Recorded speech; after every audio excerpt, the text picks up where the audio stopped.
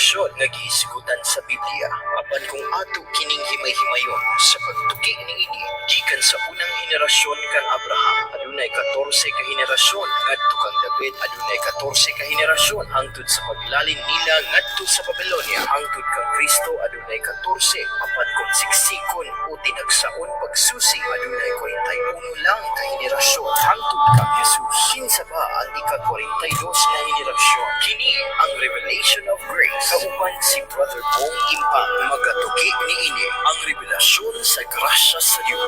Salamat kay Jim Trusser. Salamat sa tanang taga-DYTR. Labi na kay CRT Daing. Kumusta kayo? At saka kay Wing Balisher. Kumusta? O sa tanan na itong mga higala, mga amigo, mga amigas. Happy Good Friday, no? Sa tanan na itong mga kaitsuunan. O sa tanang taga 42nd generation, shout out sa lahat ng kapatiran natin. Labi na kay Angeli Suico, kang Mona Lisa Rolien, kang Jason Rolien, kang Vincio. O kang Lingling dia, kumusta Ling, no? Kumusta kay Fred Dinampo, no? Kang Daling, o kang kumusta diha sa atong mga higala, no? Mga batanon. Joshua, si Abraham, Mary Jane, o tanan diha mga higala, Jisa, no? Rolien, o sa mga kabataan, nagbinignit na ba po diha, no?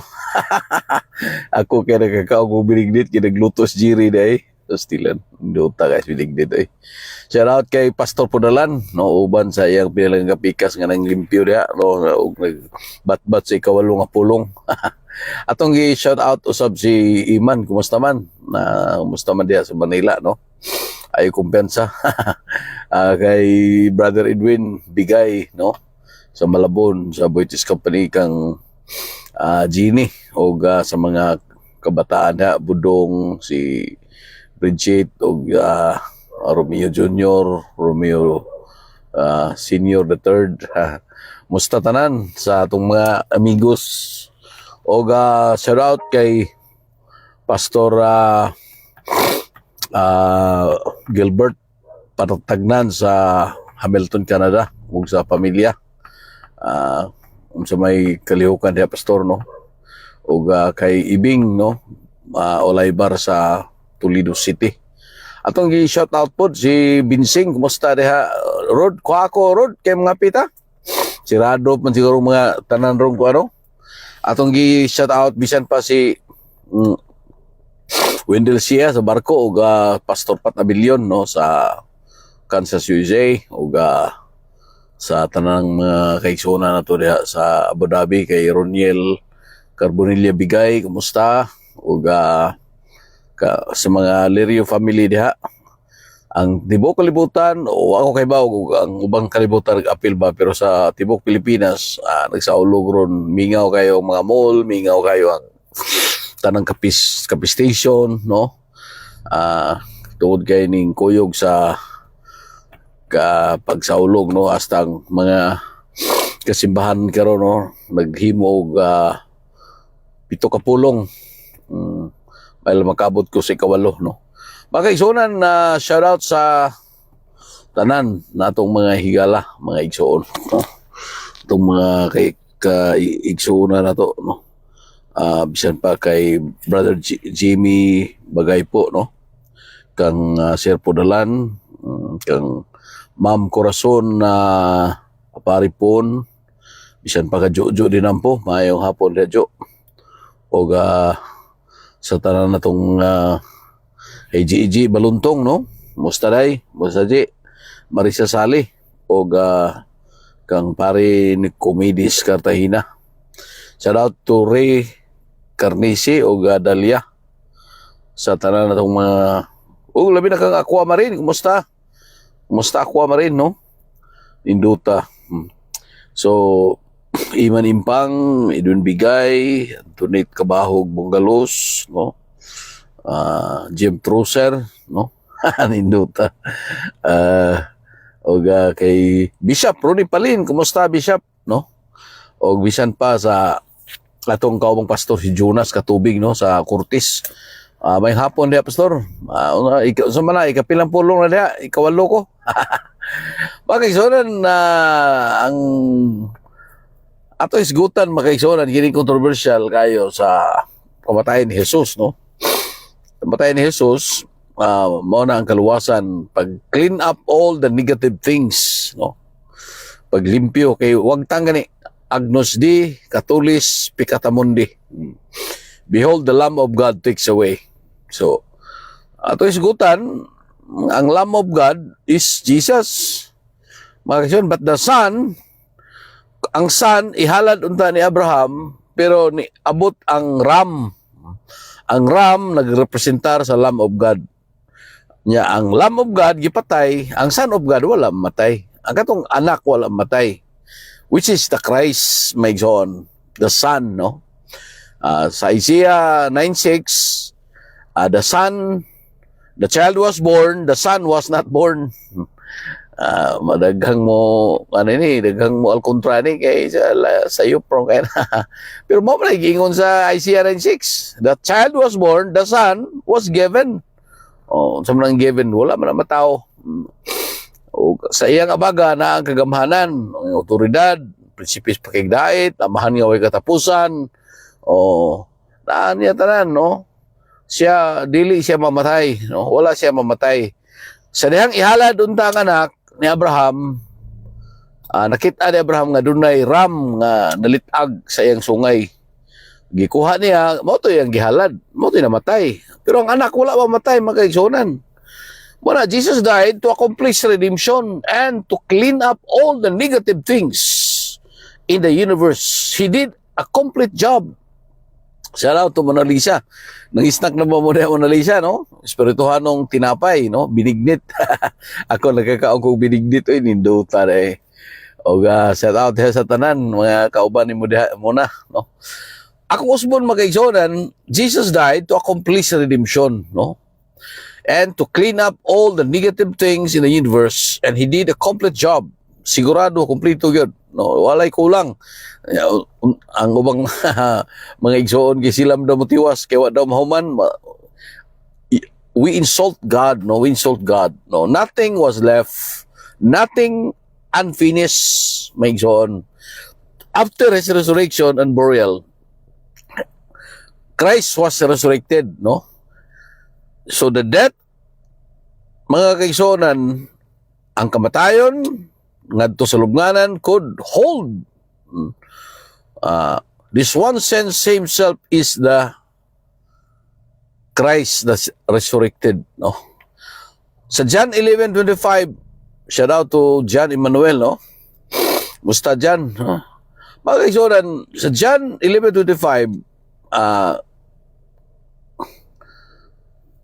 his life, mga kaigsonan, his life is a death conquering and death subduing life. Ang kamatayon ni Jesus kadaugan, no? Kay without shedding of the blood there is no forgiveness, without shedding of the blood there is no redemption.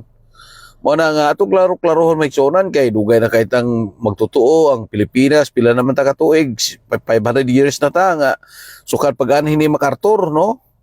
Yan ni Sultis MacArthur nga I shall return. Nya kita ang atong pagtuo mao ra gihapon, naghunahuna ta nga si Jesus may nagluwas atong mga sala. Si Jesus may nagpasaylo nato, si Jesus nagbayad sa atong sala. Pero dili si Jesus nagpasaylo, may igsoon. Likramor bang ubano nga samnay mo. Di magud si Jesus ang nagpasaylo. Si Jesus nihangyo nga pasayloa sila ama. No? Father, forgive them, but they don't know what they're doing, no? So ang nagpasaylo dili si Jesus ang ama. Mga kaigsonan, ang kamatayon ni Jesus, conquering and death subduing life, kadaugan o gilamoy niya ang kamatayon. Even the death swallowing life, 1 Corinthians 15 verse 54 may John. So the more death it encounters, the more living it becomes. So therefore the Lord Jesus says, I am the living one, and I become dead, and behold, I am living forever and ever. And I have the case of Hades. When Christ was resurrected, mga kaigsonan, misulti siya, mga kaigsonan, nga ako ang usa. I am the living one. Namatay ako, Behold, I am living, nabuhi, ug dili na gyud mamatay. Magkaigsonan, paita po na nang magsaulog ta ng namatay na po si Jesus Bernes. Di ta mo kaog talong, di ta mo ayaw kumpiyansa, masamad ka kay di mayo na kayo matay. Atong Ginoo. Mga kaigsonan, sabat-sabat ram ko na, o amang na sabot-sabot, no? Mingon si Jesus, I am living forever and ever, dili na ko mamatay, no? Nayuban nga sa ulog na namatay po ng Ginoo, no? Wala nga, di mo kaog talong, di mo kaog karne, kay taom tumon, dili mo ka kay namatay ang Ginoo. Ingon gani siya, I have the case of death and Hades. Naanak ko ang mga yawi sa kamatayon o sa impyerno. Revelation 1:17 to 18, mga kaisonan. Muna, God's vindication, mga kaisonan, of the satisfaction with Christ's person and work. Giplastar, gipahaluna, gi-vindicate, igsoon, ang katagbawan, no? Gi-explikar, gi-pahaluna, mga kaisonan, gi-explain og maayo, no? Satisfaction with Christ's person. So, Christ, mga kaisonan, is the I am, siya ang I am. Mingon si Jesus, ang Kristo nga na ni Jesus, mingon, before Abraham was, I am. So, the I am, igsoon nga gingon sa Biblia, diha na wa pa mataw si Jesus. Nataw si Jesus for AD. Pagkatao niya igsoon, dito sa baka ni Birhen Maria, nagpakatao dito siya sa pupunan, the surrogation happened, and Mary, ang binhi sa Dios Ama, binhi igsoon, gibutang sa pupunan ni Maria, the surrogation igsoon, og natao ang Jesus. Pero ang anak wala matao, the son was not born, igsoon. The child was born, the son was not born, was not 9:6 Isaiah, may igsoon. He laid down his life, Jesus laid down his life and took it up, no? In John 10:17, 18, may igsoon, one is a man whom God raised from the dead. So, ang Kristo, ang Jesus, mga kaigsonan, nga namatay, pagbayad sa atong mga sala, siya ang nagwagtang sa sala. Without shedding of the blood, there is no forgiveness. Karang atong sumay-sumay, may ison, okay, udga po na. Sumay-sumay, kay lisod man po ato ng biklon, no? Okay, sumay-sumay, rin po mo. Okay na siya, may isonan. Importante lang, ayaw huna-huna, namatay si Jesus, sige kamatay si Jesus, no? Kasara siya namatay alang sa atong mga sala. Magbantay ta, di ta bukaw karne, kay namatay ang Ginoo, unsa, ayaw kumpiyansa, masamad ka, kay di maayo, kay namatay atong Ginoo. Dili na siya tinuod, mga kaigsonan, kasara namatay atong Ginoo. Mana nga, ang Kristo Jesus nga nabanhaw, nahimong Kristo igsoon, naghatag kini sa approval, God's approval on His person and work, no? Pramisyot, Jesus found favor with God. Sukad pa sa, gamay pa siya, sa nanggihalad siya ni Maria, nga kang Simeon, may soon. Ping, mayong untod ha, Ping, no? Mga kaigsonan, God's approval of His personal work, no? Sukad pa sa, gamay pa si Jesus, nakaplagan, matud pa, found favor with God, ang pabor sa Dios nagpabilin kini ug dili gayud. God vindicated Christ's crucifixion by raising Him up from the dead. This means that all that Christ did was accepted and honored by God the Father. Kaya gipadala siya, mga kaigsonan, sa Ama para pagwagtang sa sala. Without shedding of the blood, there is no forgiveness. Usbo na ko, mga kaigsonan, dili si Jesus may nagpasaylo sa tong sala. Si Jesus minihangyo nga Ama, pasaylua sila kay wala sila masayod. Manay unang pulong. Saman, gusto nimong ikaduhang pulong. Mga kaigsonan, shout out to Evangelist Federico Hat, no? And Cirilo Enriquez, God pay, Pastor. Nagluto. Kaon akong binignit, bro. No, giglutuan ko, Jerry. O, abi na kong why binignit na mo. Sulong kung tako ba. Magkaigsunan, God vindicated Christ's crucifixion by raising Him.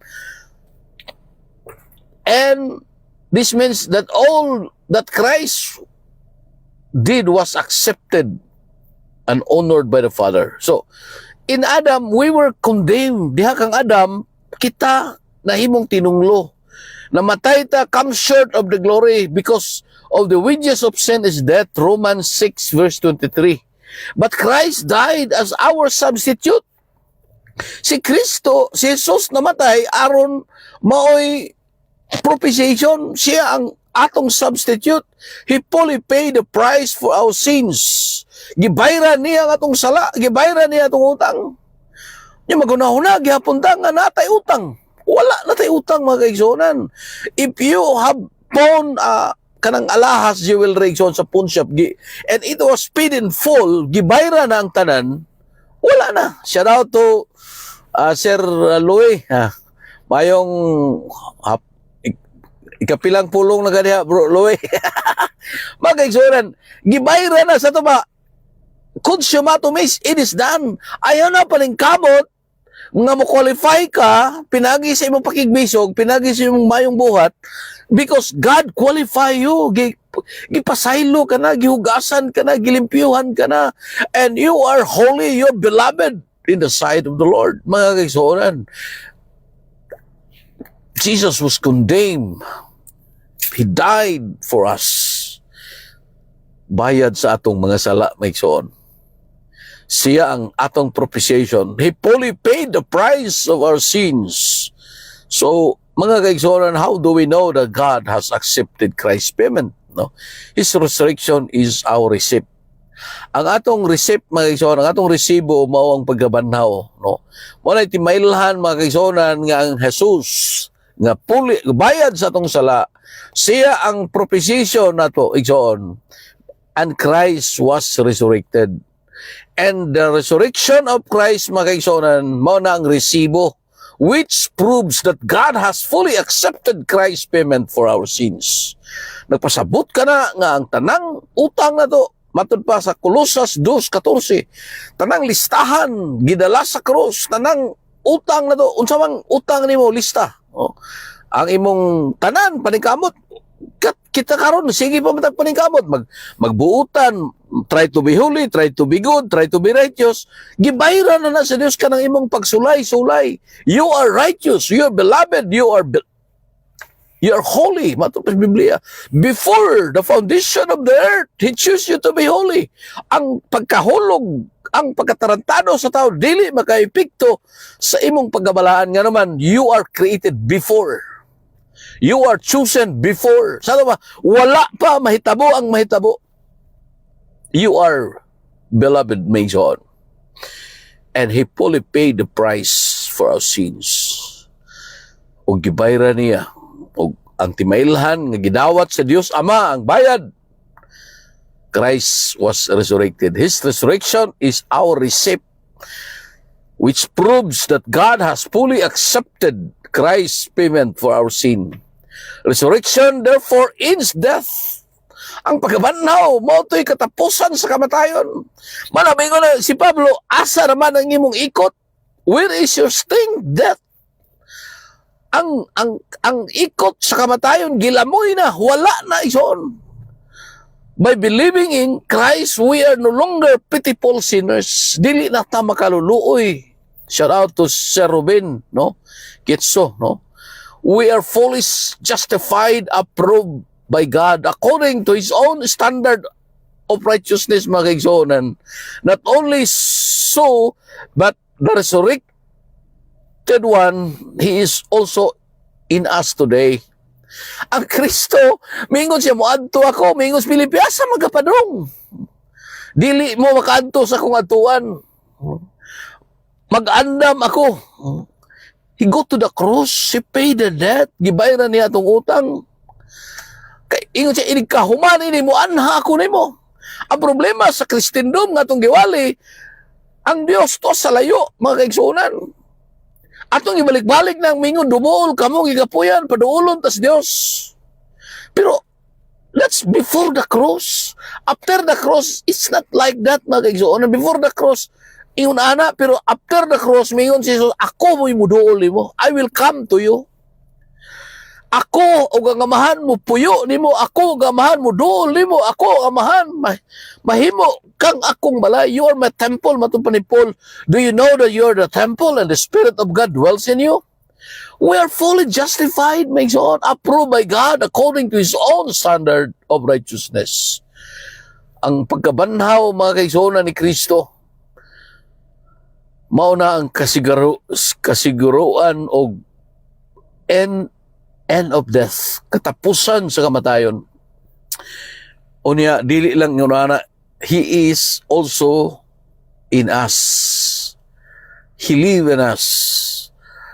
For us, a life that can be justified by God and is always acceptable to God, mga kaigsuonan, matod pa sa Romans 4:25 says that Christ was raised because of our justification. Nabanhaw ang Kristo tungod sa atong pagkamatarong. In fact, mga kaigsuonan, for our salvation, the primary things that we believe in is Christ's resurrection. Romans 10 verse 9. Shout out to Pastor Jonas, no? O kang milit, kumusta diha ang mga impang milit? Kumusta si Abraham, si Daniel, o tanan diha nasa iligan. Kumusta ka mo diha, no?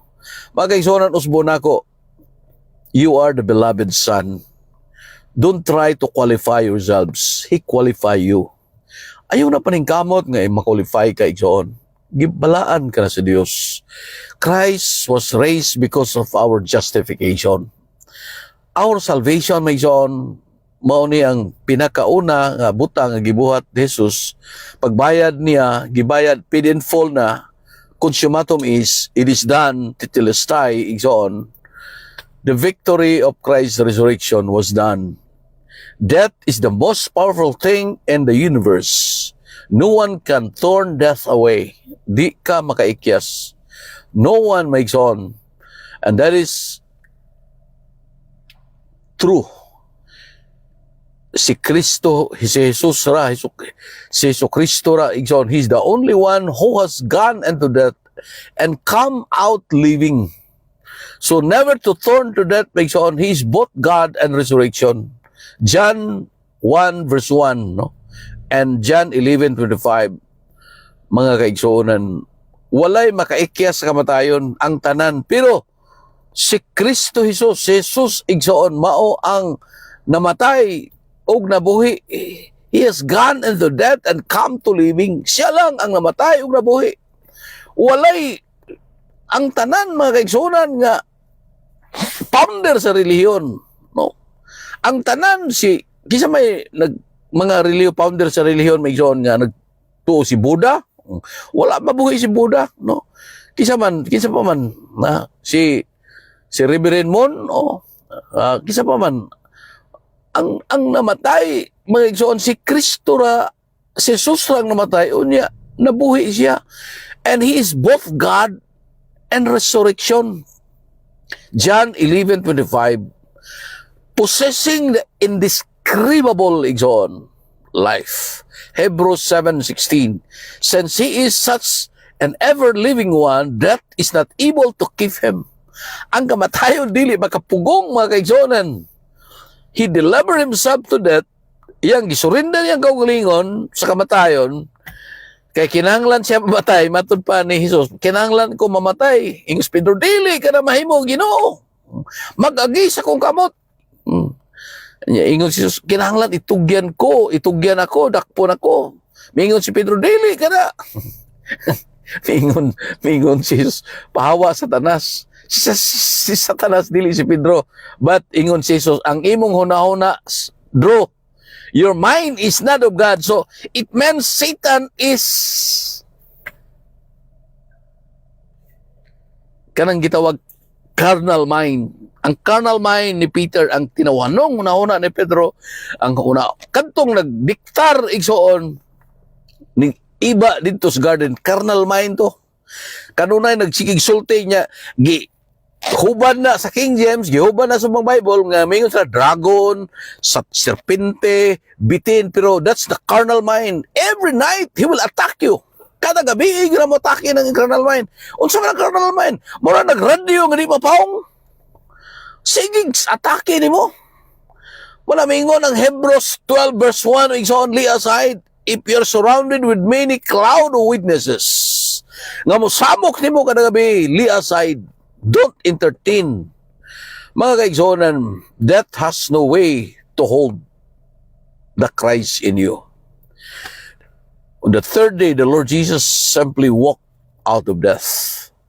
Milakaw siya, gikan sa kamatayon. He peacefully took the time to fold his burial clothes and put them in good order. Ako sa una, gawnaw na ako sa salida, magigipilo, mga sinina. Pagkamanaw sa itong Ginoo, gipilo, una ba na yun? John 20 verse 7. No? John 20 verse 7, igsoon, gipilo. Silang nabanaw ang atong Ginoo, gipilo, ang katong panyo, ang linin nga, gitabo niya, o niya, giplastar niya maayo. What a testimony of his victory over death. Ibabaw sa kamatayon, mga kaigsonan, usa kadako o milagro kadaugan. In his resurrection, the Lord Jesus took away the authority of death and Hades. And this is why in Revelation 1:18 is on, the Lord says, I have the case of Hades. Naan ako ang Yahweh's kamatayon. Death is a subject to him and Hades is under his control. Mga kaigsonan, Christ has the case of death and Hades. Nganong mahadlok man ta, nganong hadlokon man ta sa maimpirno ka. Ang Yahweh sa impirno, Yahweh sa kamatayon na ni Jesus. Niya mahadlok ta, hadlokon ta. Gibayran na niya nga itong utang, he paid in full. Ang tanang utang na ito gibayran, ang tanang listahan, o ang kaaway na ito nga kanunay mo atake na ito adlaw, gabi, reduce to zero, equilibrium ng power, Colossus 2:15. Paralyze, reduce to zero, display into public, mga igsonan. Muna nga Hebrews 2:14, through death he might destroy him who has the might of death. And that is the carnal mind, that is the devil. Now is the judgment of this world. Now shall the ruler of this world cast out. John 12 verse 31. Lay aside. Dili na siya makapanghilabot. Ang langgam pwede siya mubatog sa mga ulo, pwede siya magtuyok sa mga ulo, pero ayaw siya pasalaga. Pero kung imo nang lay aside, mga kaigsonan, you destroy already. You understand that you are beloved, you are palangga kay si Ginoo igsoon, ang kaaway piliro na. And this judgment of this world, mga kaigsonan, ilalom na siya sa gahom. Ang iyang ikot sa kamatayon, wala na'y lala. Cast out. So Lord took care, mga igsoon, not only Satan, but also Satan's system. Dili lang ang iyang diskarte, dili lang iyang mga subtleness, ang iyang pagkaabtik, but Satan's system. Ang iyang mga pamaagi, the world, after finishing such a great task on the cross, Christ came out of death and Hades triumphantly. Ang kadaugan, batunan na igsoon, Satan and the world did not fear so well. Christ defeated them by his death and left them in the grave. And his resurrection is demonstration of that victory igsoon. Christ's resurrection has overcome the strongest enemy, death. Sometimes makes on you may feel as though we were dead and buried. Murag gahuna na taga astilan, oy, naunsa naman yung kinabuhi, muram tagpatay ini, muram tagilubong ani. But consider the Lord Jesus igsoon, he actually went into death and Hades and come out triumphantly.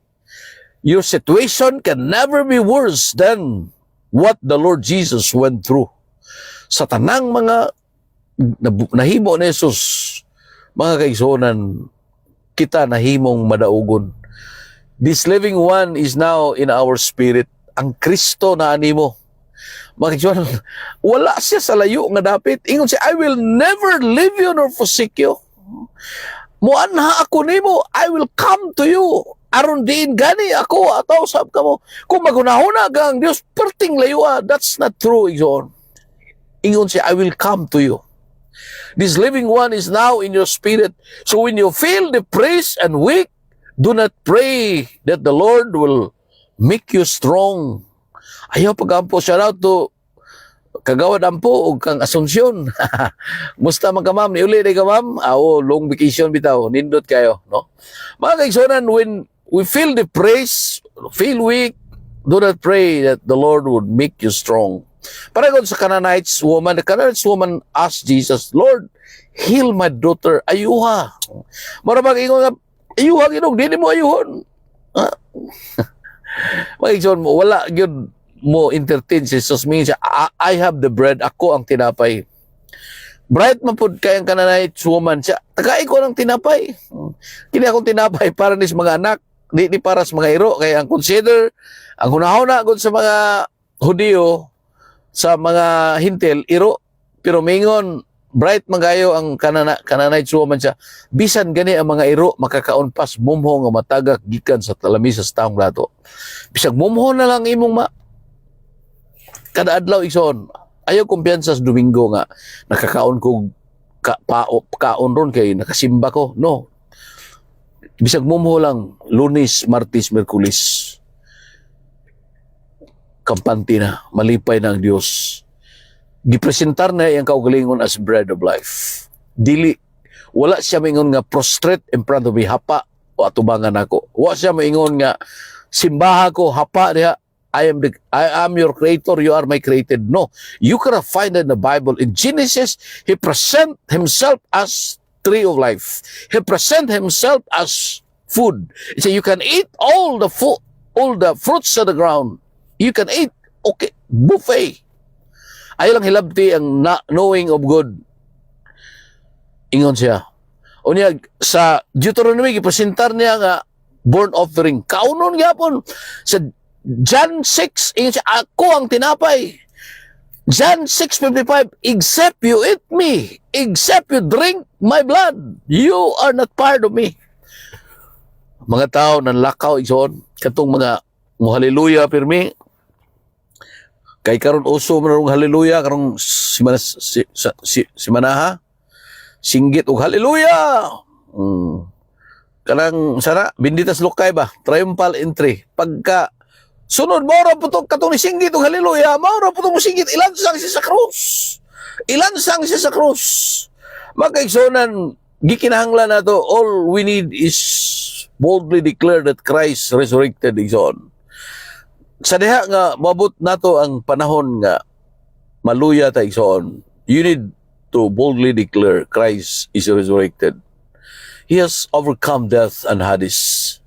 Mga kaigsonan, praise Him, He's a victor. After such a prayer, you would proclaim, as the Apostle Paul did igsoon. Mingon si Paul, death has been swallowed up in victory. Mingon si Paul, where, O death, is your victory? Where, O death, is your sting? Mga kaigsonan, 1 Corinthians 15, verse 54 to 55. Shout out to Ma'am Carmen, no? Arado. Mga kaigsonan, praise the Lord sa kadaugan nga gihimo sa atong Ginoong Jesucristo. Sa diha nga moabot ang panahon nga atakihon ta sa problema suliran sa kinabuhi.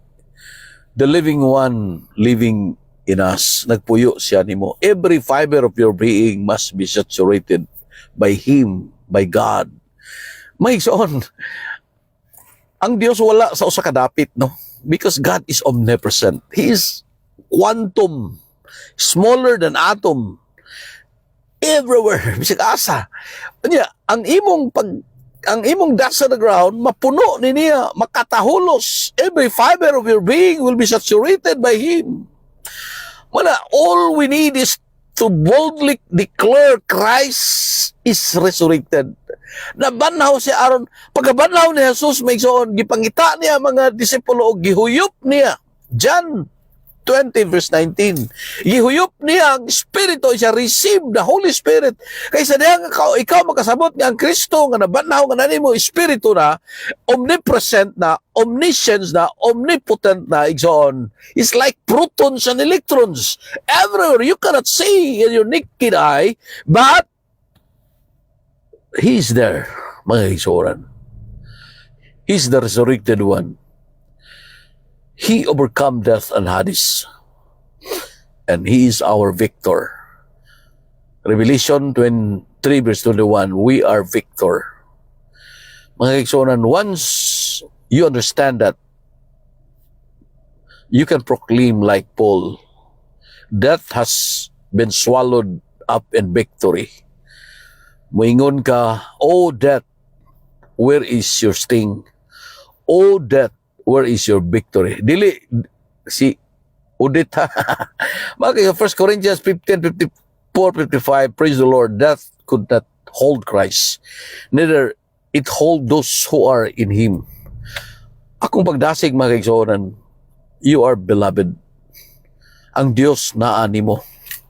Mingon siya, I will never leave you nor forsake you. I remember your sin no more. Gigugma kaniya. Wala na niya hinumdumi ang imong mga sala. He paid the debt He did not owe. Ang atong utang gibayra na niya. It is done, consummatum is. Ay na paningkamot, maigsoon. Just embrace the victor, the resurrected Christ. Niya, ang atong pag-ampo igsoon nga makakaon kita sa mumo bisag gamay lang kada tanang adlaw, dili Domingo. Kundi Lunes, Martes, Merkulis, Huwebes, gamay nga mumhora. And you will enjoy life. And you will be eating at the Lord's table. Feasting at the Lord's table. Magkumbira ka sa labisa sa Diyos. Kada adlaw. He present Himself as bread of life. Not superior, not king gihapon siya igsoon, pero He loved pakals. God introduced Himself as food. Kauna siya kada adlaw. Nganong sa puton ta kay wa tay kaon.